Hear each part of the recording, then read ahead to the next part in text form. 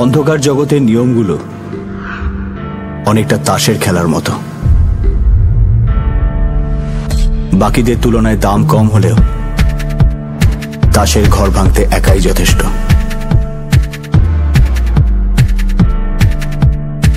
গুলাম।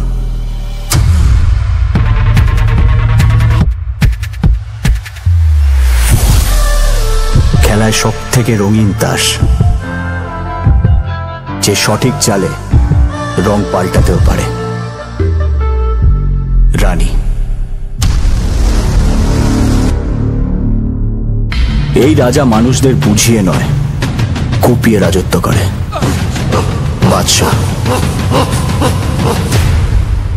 এবার পালা সব থেকে দামি তাসের, যার কাছে সবাই খোটা সিক্কা। এদের সবার বাপ টেক্কা।